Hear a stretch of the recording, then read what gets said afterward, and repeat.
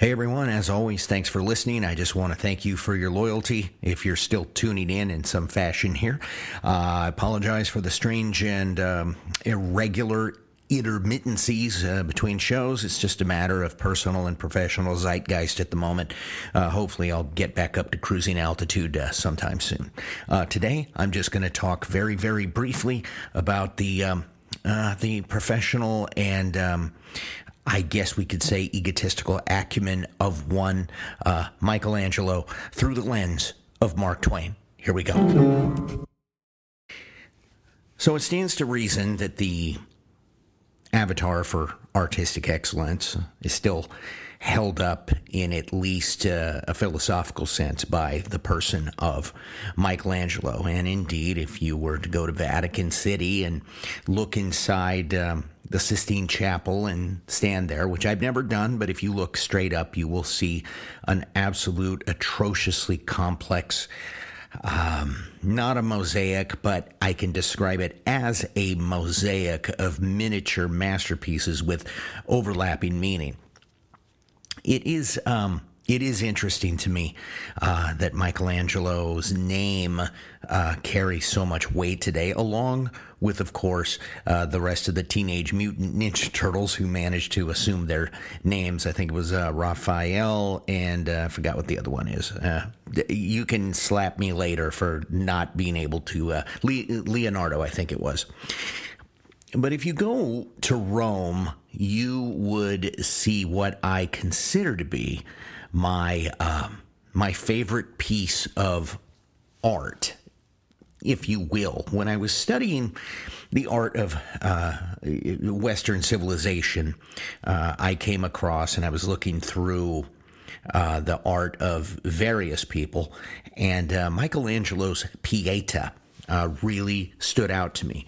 It is essentially something that is a depiction of a moment of Golgotha where the body of the crucified Christ is laid across the lap of his mother, Mary. And the interesting thing about it to me was how, if you'll excuse the term, lifelike it appeared to be. Not so much Mary, but the way Christ's Adam's apple and his head jutted back, and just the way it really actually looked like a recently deceased and at rest, in repose, human body resting comfortably across the lap of another human. And I was kind of stunned that Michelangelo was able to pull that kind of subtlety out of a piece of marble. Now, a lot of people are aware of this alleged statement, and it's probably true. I don't have my references here today, that Michelangelo did not look at his carvings as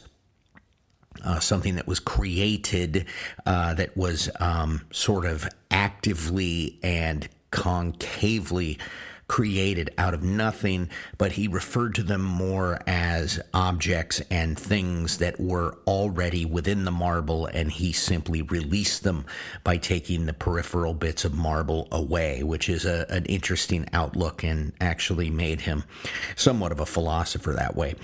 The other thing that I love about the Pieta is a couple of backstories.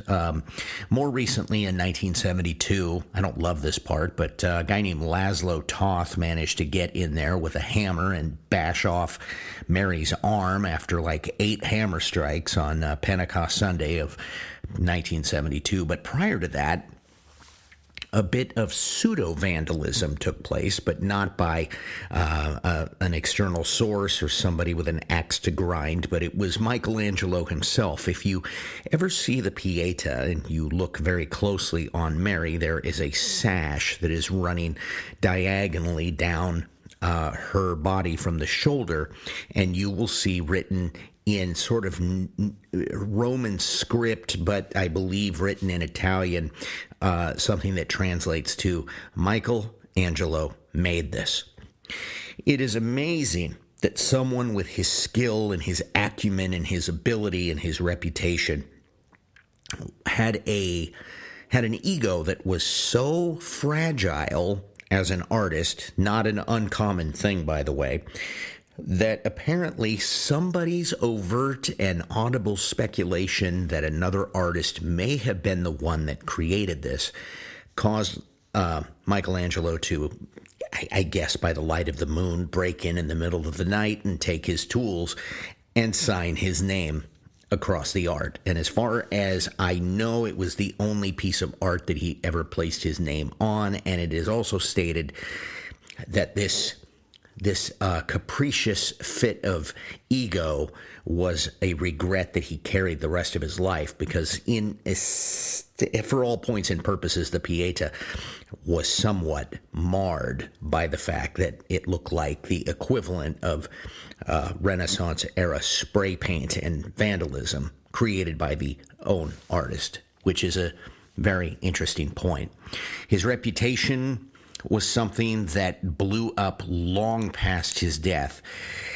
And this is why I mentioned Mark Twain, who I'm going to mention a lot.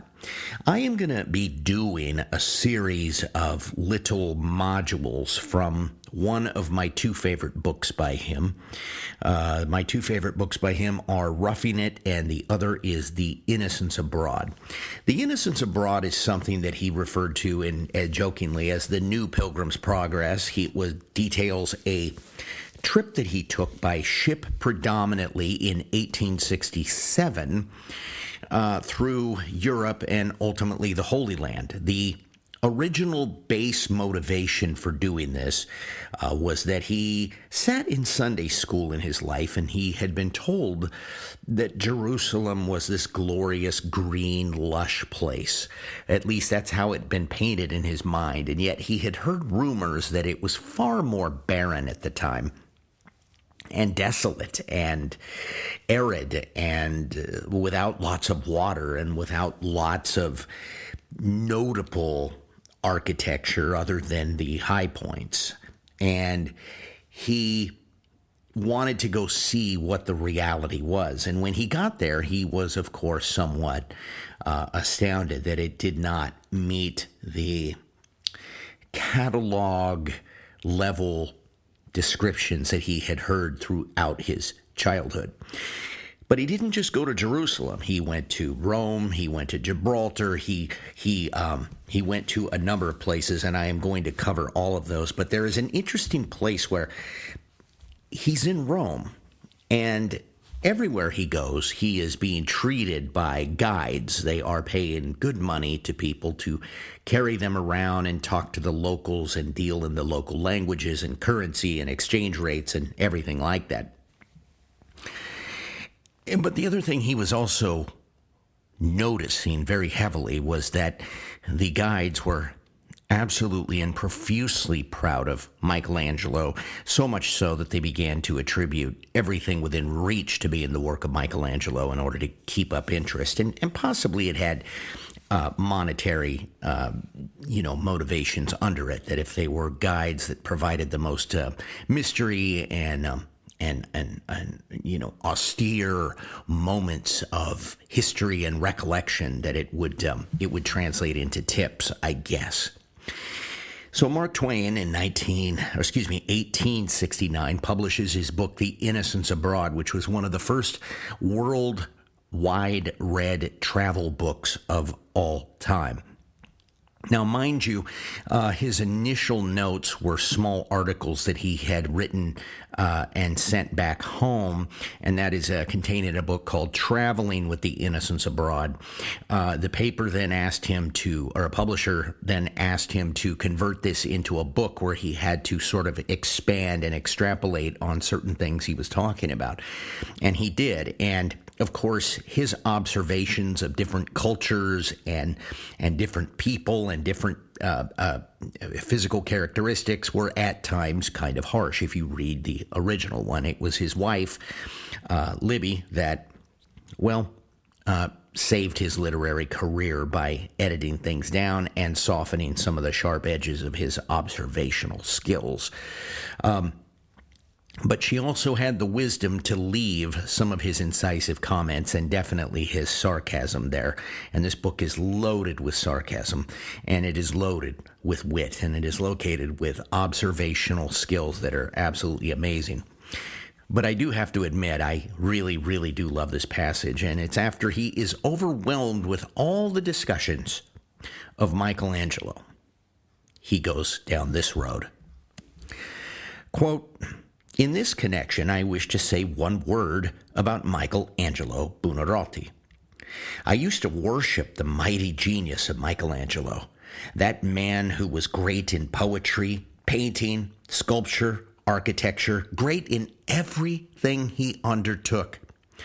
But I do not want Michelangelo for breakfast, for luncheon, for dinner, for tea, for supper, and between meals. I like a change occasionally. In Genoa, he designed everything. In Milan, he or his pupils designed everything. He designed the Lake of Como. In Padua, Verona, Venice, Bologna, who did we ever hear from of guides but of Michaelangelo? In Florence, he painted everything, designed everything. Nearly in what he did not design, he used to sit on a favorite stone and look at, and they showed us the stone. In Pisa, he designed everything but the old shot tower, and they would have attributed that to him if it had not been so awfully out of the perpendicular. He designed the piers of Leghorn and the custom house regulations of the Civita Vecchia. But here it is frightful. He designed St. Peter's, he designed the Pope, he designed the Pantheon, the uniform of the Pope's soldiers, the Tiber, the Vatican, the Colosseum, the Capitol, the Tarpeian Rock, the Barbieri Palace, St. John Lateran, the Chapanga, the Appian Way, the Seven Hills, the Baths of Caracalla, and the Claudian Aqueduct, the Cloaca Maxima, the eternal board designed to the eternal city, and unless all men and books do lie, he painted everything in it. Dan, and the other day to the guide, said, 'Enough, enough, enough. Say no more. Lump the whole thing. Say that the Creator made Italy from designs by Michelangelo.'